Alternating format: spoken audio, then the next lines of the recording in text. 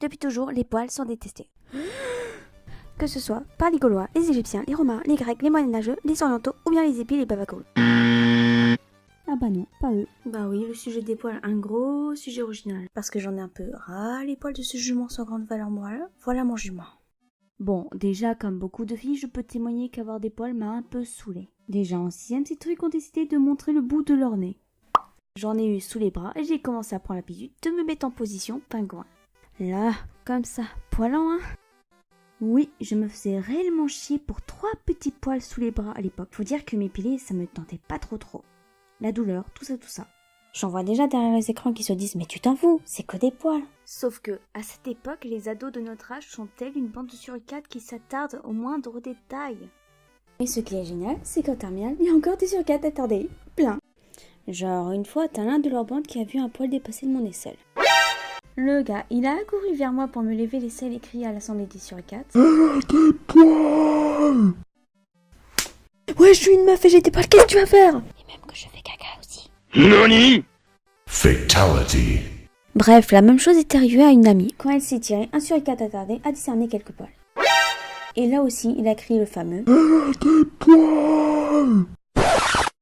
Oui, vous avez bien vu, en soulevant son t-shirt pépère la bestiole. Bordel, quand t'es une femme entourée de cette société de suricates attardés, tu prends très vite l'habitude de cacher ton pelage, le détruire. En soi, le détruire ne poserait pas de problème si c'est pour nous. Mais là, c'est clairement à cause du regard critique des suricates attardés dans plusieurs situations. D'ailleurs, allons interviewer ces bêtes, si petites et pourtant si chiantes. Monsieur le suricate attardé, pourquoi t'aimes pas ça? C'est sale, c'est moche, ça pue, c'est hideux, c'est honteux. Et sinon, ça c'est quoi? Ça là, c'est ma vérité ma chérie, je suis pas pédé quand même.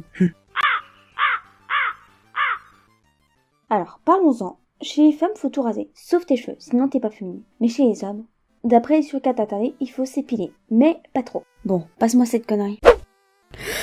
Règle numéro 1, dos, poil, tu épileras intégralement. Règle numéro 2, épaules, pareillement, tu épileras intégralement. Règle numéro 3, les jambes, tu touches point. Poil, restez là. Règle numéro 4, le torse, toi pouvoir, mais toi devoir trouver harmonie. Règle numéro 5, les ailes, toi pouvoir l'épiler. Auquel aime, frère. Il y a vraiment écrit ça. Règle numéro 7. Les sourcils épilés pourquoi pas, mais naturels. Règle numéro 8. Oh, et court les cheveux. Règle numéro 9. C'est toi être rasé intégralement. Comme cycliste car toi aimais ça. Pas toi être une tapette. Ah bah, c'est beau ça. Règle numéro 10. Si toi garder trop de poils, toi être sûr que l'on se fend la poire en te voyant et te surnomme Juan le Portugais. Règle numéro 11. Si toi te raser, nous te traiter de métrosexuel. C'est quoi cette merde? Règle numéro 12. Vive la viralité. Kevin, c'est quoi ces règles-là? Mais il fallait en faire 12, j'avais plus d'idées, moi. Donc, pour résumer, les suricates aiment les règles, mais pas celles des femmes. Non, plus sérieusement, pour eux, chez la femme, il faut être superficiel, et chez l'homme, naturel. Bon, après, on peut trouver les poils moches. Que ce soit chez les femmes comme chez les hommes. C'est un peu comme les pieds. Moi, perso, ce n'est pas mon kiff. Mais on devrait vivre comme on veut, avec ou sans ses poils. Pas de honte à avoir, quoi. Si une pote a les poils, je m'en fous. Si elle en a pas, je m'en fous aussi. C'est son body, son choix. D'ailleurs, pour ceux qui fantasment sur les gens poilus et qui forcent leur partenaire à l'être pour eux, c'est pareil dans ce cas-là. Ce n'est pas cool. Si tu forces la personne, ça veut tout simplement dire que ce n'est pas son choix. Bah oui, mon petit suricate attardé, faut tout expliquer, qu'est-ce que tu veux? Pour mon cas, je préfère être épilée, mais ne pas l'être si j'ai des poils courts, ça ne me dérange pas vraiment aussi. Et puis ça serait franchement ridicule de couper, ça ne se voit quasiment pas. Regarde. Sous mes aisselles, j'appelle même mes petits poils des hérissons. Mignon, hein? Et l'hiver, j'ai l'astuce de porter des collants opaques avec mes poils cachés en dessous. Petite astuce que je lâche là pour les débutants des poils libres de la société comme moi. Cet été, je commence d'ailleurs à sortir avec quelques poils sur les jambes. J'ai pas que ça à faire de me pomponner pour des suricates attardés et perdre du temps pour seulement 1 millimètre de putain de poils. Je pense quand même qu'il y a des choses plus intéressantes à faire dans la vie que de se préoccuper de 3 poils qui se battent en duel. Et puis s'épiler, c'est relou. D'ailleurs, qu'on soit franc, personne ne regarde réellement si on a des poils ou non. Et même si c'est le cas, et alors? Si un grognon se plaint, le mieux est, je pense, de l'ignorer. Et d'en rire.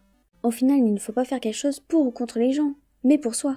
D'ailleurs, si ce sujet t'intéresse, je te passe quelques liens dans la description et je te laisse parler de ton point de vue en commentaire. Pendant que moi, je vais te laisser. Ciao! Once upon a time we had it all. Somewhere down the line we went and lost it.